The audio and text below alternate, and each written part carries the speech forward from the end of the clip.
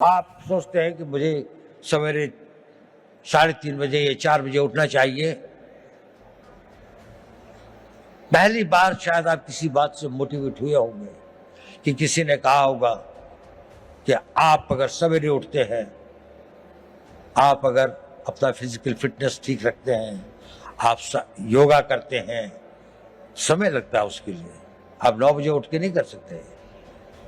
आप अपनी पढ़ाई कर सकते हैं। तो 3 दिन तो आपने किया, चौथे दिन आप भूल गए। लेकिन अगर आप में डिसिप्लिन आ जाता है तो फिर ये हो जाए, और अगर वो आपका नेचर बन जाता है तो फिर जीवन भर आप ये करते रहते। तो अपना मोटिवेशंस को अपने डिसिप्लिन में परिवर्तित करें, ये एक इंपॉर्टेंट टिप है। ये भी बहुत जरूरी है कि जब आप निर्णय लें तो इसमें जो काम करना होता है उसको पोस्टपोन करने की आदत मत डालें। अगर कोई काम करना है तो वो अभी करना है, आज ही करना है। मैं इसको आधे घंटे के लिए नहीं पोस्टपोन करूंगा। अगर आपने उसको पोस्टपोन किया तो ये भी हैबिट फॉर्म होता है, यह आपकी आदत बन जाएगी और आप जीवन में अच्छे कामों को करने की इच्छा तो होगी, लेकिन आप उसे पोस्टपोन करते जाएंगे। पोस्टपोन मत करिए। दूसरी बात, कभी कभी किसी कारणों से व्यवधान हो भी जाए तो don't quit. Tenacity is a very important power. आपकी लगन, उस लगन के साथ में लगे रहें, क्विट मत करें, सरेंडर मत करें। कष्ट आएगा, रुकावटें आएंगी, तकलीफें आएंगी, ठहरना होगा तो ठहरेंगे, लेकिन ना अपनी मंजिल छोड़ेंगे, ना अपना रास्ता बदलेंगे। आगे बढ़ेंगे तो पूरे जोश के साथ बढ़ेंगे। और एक बहुत बड़ी बात है कि अपने ऊपर विश्वास मत छोड़ें। स्वामी विवेकानंद जी ने कहा था, पुराना धर्म कहता है नास्तिक वो है जो ईश्वर पर विश्वास नहीं करता। नया धर्म कहता है नास्तिक वो है जो स्वयं पर विश्वास नहीं करता। यदि आप को ईश्वर पर विश्वास है तो अपने पर विश्वास करना सीखिए। आप इसको कर सकते हैं। ये शक्ति आप में अपने आप आ जाएगी अगर आप अपने आप को ये करेंगे। मैं आपसे ये सब क्यों कह रहा हूं? इसलिए कि आप भविष्य के नेता हैं। अगर आप भविष्य के नेता हैं तो आपको डिसीजन लेने पड़ेंगे। अगर आपको डिसीजन लेने पड़ेंगे तो आपको उन डिसीजंस को कामयाब बनाने के लिए पूरी आस्था, पूरी कमिटमेंट, पूरी मेहनत, पूरी लगन के साथ समर्पित होना पड़ेगा। लेकिन इसका एक और कारण भी है जो मैं ये बात आपसे कह रहा हूं। ये बात सही है कि नहीं मैं नहीं कह सकता, लेकिन ये मेरे 81 साल के जीवन का अनुभव है। और आप लोगों को गुमराह करने से बड़ा पाप मैं कोई नहीं कर सकता। मैं आपसे एक बात कहना चाहता हूं, ये मेरे अनुभव के आधार पर भी है, और मेरा अनुभव मेरे अपने जीवन का नहीं, और हजारों लोगों के साथ जो मेरे जीवन का अनुभव रहा उस पर भी।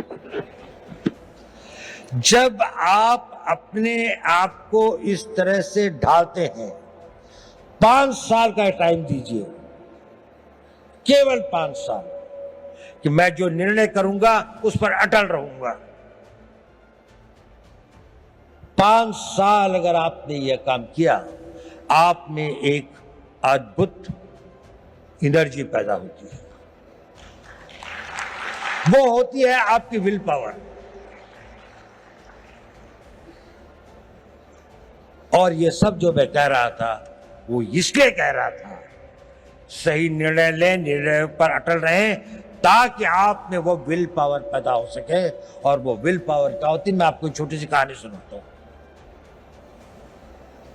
11 अप्रैल 2011 को हमारे कंट्री की एक नेशनल वॉलीबॉल प्लेयर थी। उनका नाम था अरुणिमा वर्मा।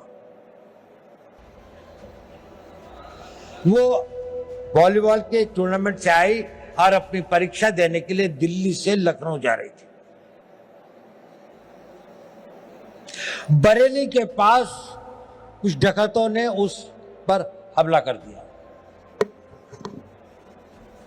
और लोगों से सामान लूटने लगे।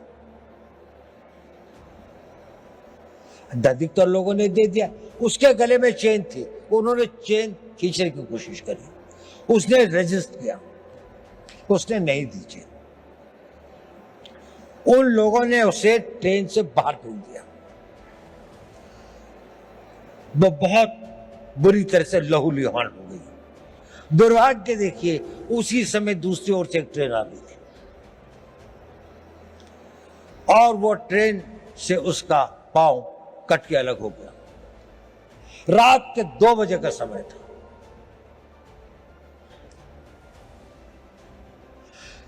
उस पटरी के ऊपर कई बड़े बड़े चूहे थे।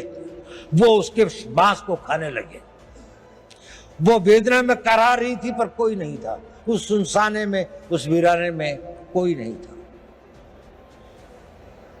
वो लहूलुहान, उसका बहुत खून बह चुका था। सवेरे लोग वहां पहुंचे तो उसको उठाया, ले गए। नेशनल प्लेयर थी, दिल्ली लाए। All India institute of medical sciences में उसका उपचार हुआ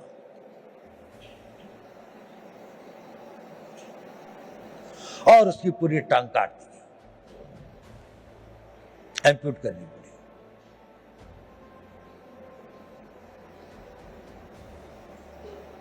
वो बिल्कुल एक विकलांग होकर अपने घर में पड़ी थी, लेकिन उसने इरादा किया कि नहीं, मैं विकलांग नहीं, मैं माउंट एवरेस्ट पे चढ़ूंगा।